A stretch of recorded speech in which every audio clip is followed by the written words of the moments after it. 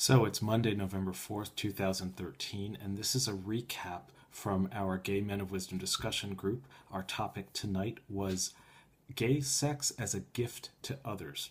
This one really provoked a lot of head scratching. I asked a lot of questions, and it was a really rich topic that, in conclusion, seems to have raised more questions than provided answers.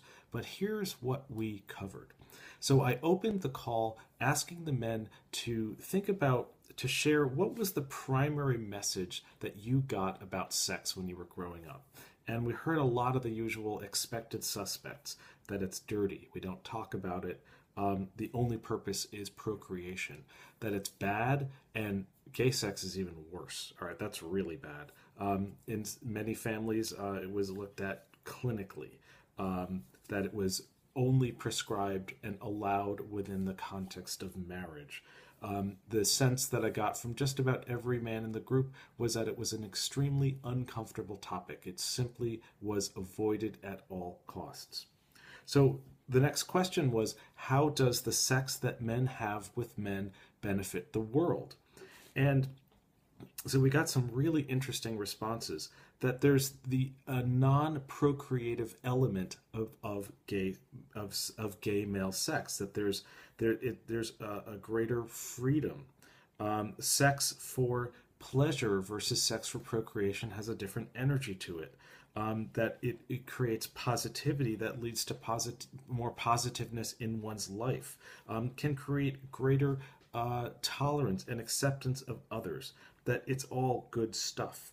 One person mentioned the ability to take pleasure in one's body, to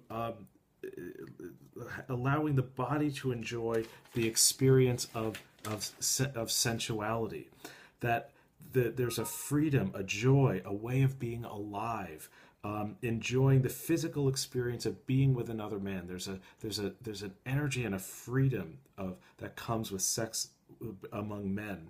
And one man said that the purposelessness of men having sex with men is important, that you choose to have sex with another man. It's not compulsory. And that the experience can be judged for itself. And this can be a really good example of sexuality for heterosexuals and even those in traditional heterosexual relationships, that it can be a really good model. That there's a basic human flourishing that happens when we allow ourselves to have sex with each other, that we're better when we allow ourselves sexual contact, that it's generative and it is life-giving.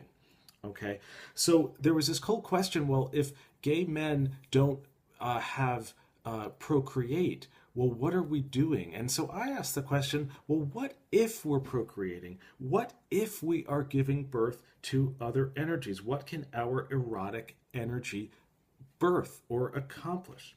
So some of the answers were that it's really all about intimacy and relationships and self-expression, and the ability to be in relationship with others, even if it's for just a short period of time. One man suggested that sex among men brings it provides a counterbalance to our knee-jerk responses to violence, to the terrible ways that we resolve conflicts. That this is it's another way for men to relate to other men that isn't hurtful or destructive. So I asked another question about, well, what happens on an energetic level when men have sex with men? What's the thing that's really shifting if we're not having babies, right? And if we're just having sex as pleasure, what kind of energy are we channeling into the planet?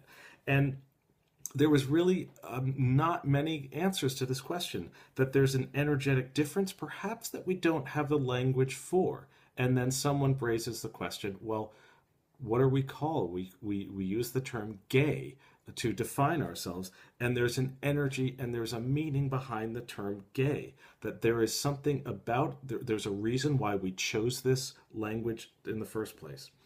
So then I brought it down to a little bit more of a personal level, and I asked, well, what happens to the man that you're having sex with when you're having sex? What impact does that have? And there was a lot of real real head scratching. Wow, I've never really thought about this. And frankly, I hadn't thought about this until I started along this line of inquiry this year.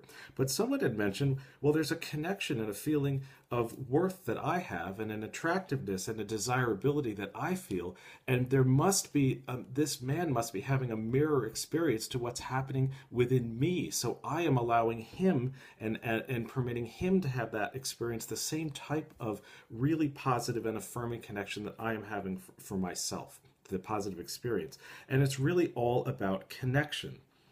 And then I asked the question, this sort of the juiciest question: what would your life look like in the complete absence of sexual shame? And this was the toughest question of all. Someone came up with this brilliant response that without the tension of sexual shame, it's easier to connect with the essence of another person. It's a more honest expression and a much stronger connection to the essence of that person. Someone also suggested that without sexual shame, there's greater freedom, but there's also greater responsibility, that there's like a finger wagging parental element to that shame. But when that's gone, we're actually left with responsibility for our own actions. How amazing. Someone else mentioned that without sexual shame, I might actually remark about the men that I find attractive, just like straight men do. Imagine that, if every gay man felt free to say, wow, he's really hot, just like the straight man says to the woman. And so we determined that there are new closets to discover that we didn't even realize we were living in. And wouldn't that be amazing? So at the end of the day, there were more questions. The one person closed out saying that the questions were provocative and unexpected, that there were many more questions than answers.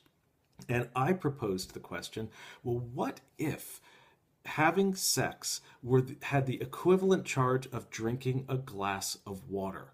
What would happen in your life if sexual shame had absolutely no place and it held the equivalent charge of drinking a glass of water? What if you were aware of the benefit and the impact of the sex that you have on the men that you have sex with, the man, perhaps, the men, and the energetic shifts that the sex that you have brings to the planet? So that's the wrap up for our discussion group, Monday, November 4th, 2013. Thank you for being with me.